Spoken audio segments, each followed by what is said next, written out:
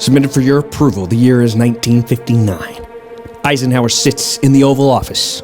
Elvis swivels his hips and rattles parents across America. And the American television landscape is littered with cowboys, soap operas, and the occasional song and dance popular public program. Into this monochrome menagerie walks a man in a narrow tie, cigarette in hand and a voice as sharp as glass. He speaks of dimensions, not of sight or sound, but of mind. He opens a door to a realm of reflection and dread. A place both familiar and foreign, a place called the Twilight Zone. It was not a spectacle of explosions nor a circus of cheap thrills. It was a whisper against conformity, a quiet rebellion cloaked in black and white. Created by Rod Serling, the series lasted 5 seasons, 156 episodes. But within that slim span, it reshaped television, smuggled social critique past commercial censors, and built the blueprint for what we now call prestige science fiction. Tonight, we walk through its history. We will meet its monsters, its moralists, and its maker. We will examine how cigarettes and cynicism could slip past sponsors, how aliens and apparitions exposed America's anxieties, and why every episode of Black Mirror owes it rent money. And yes, there will be humor of the dry variety. Because if one cannot smile at a society turning men into pig-faced monsters, then perhaps one deserves the mask. I'm Jack, and this is Timeless Headlines.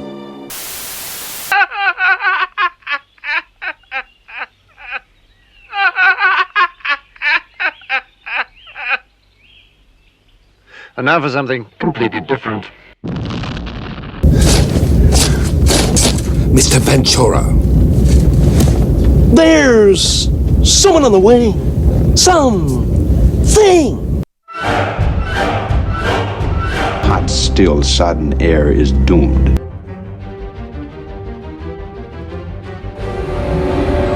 I smell toad!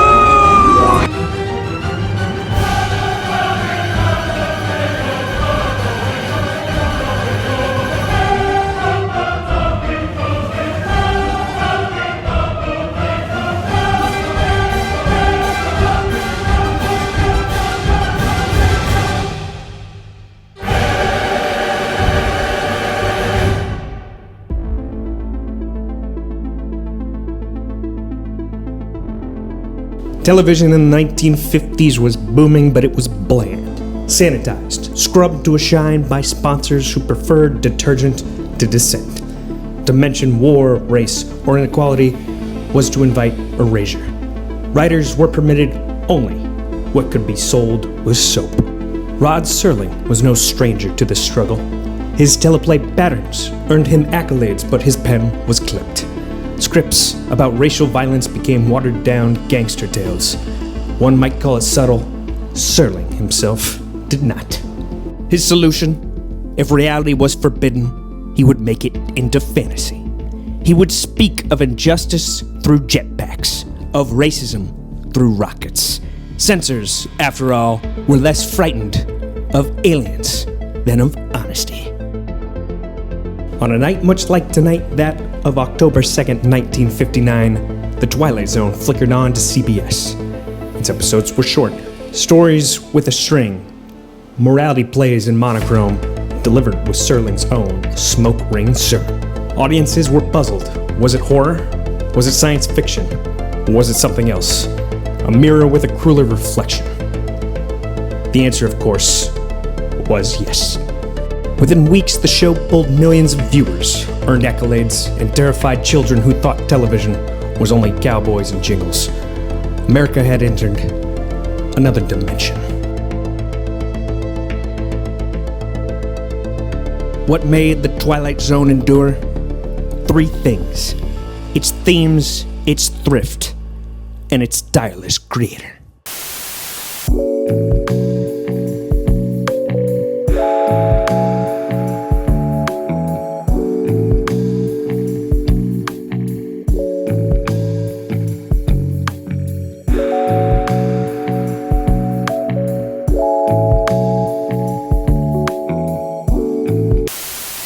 It was a Trojan horse of television.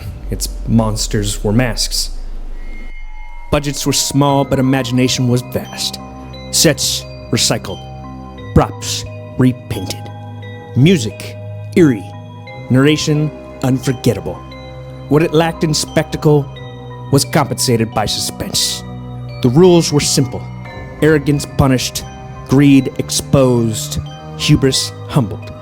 If you entered selfish, you exited scorched. The Zone was not merciful, it was moral. Serling himself was the Zone's true architect. He wrote 92 of its 156 episodes. 92. He was host, conscious, and prophet, rolled into one. His narration was not filler, it was framework. His cigarette was not habit, it was punctuation. Without Serling, the Twilight Zone would have been entertainment. With him, it became indictment. The Twilight Zone was imperfect. It soared, it stumbled, and at times, it simply stared into space. Yet its impact was seismic.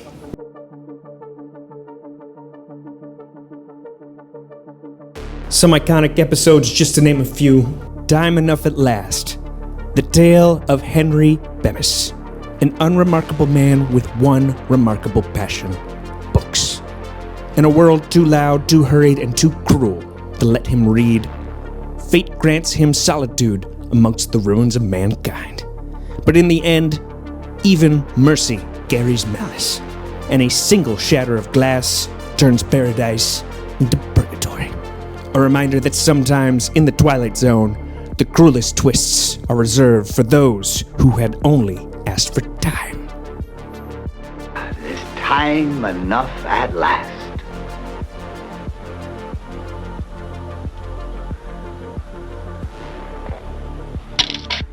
The monsters are due on Maple Street. Neighbors devouring neighbors, no aliens required. McCarthyism with porch lights. In the Zone, the horror was not extraterrestrial, it was existential. The aliens were not the threat, your neighbors were.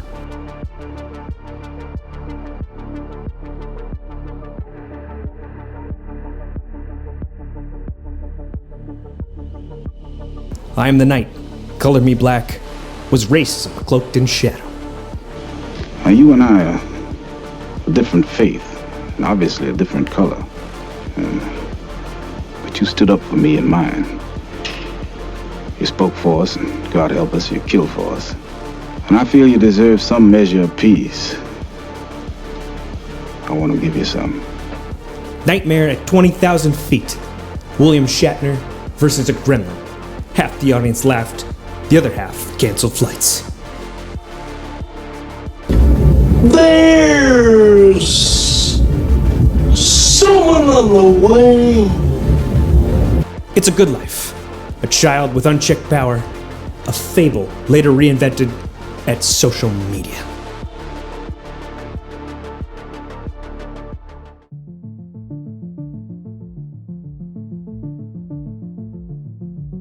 The show won awards, inspired writers, and crept into the minds of astronauts. Stephen King, Jordan Peele, and Charlie Brooker all walked its corridors. Black Mirror marketed itself as its modern twin, though Serling's shadow loomed larger.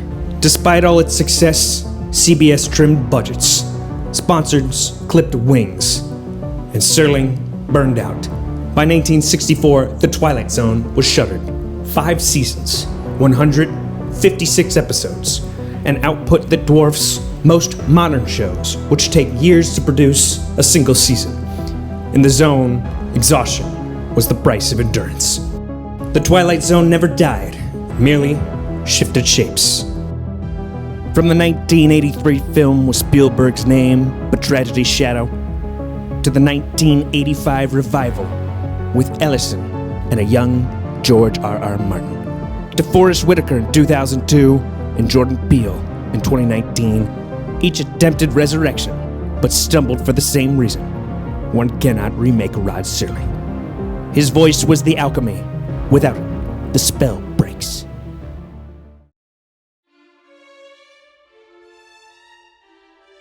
The Zone endures because its themes are timeless.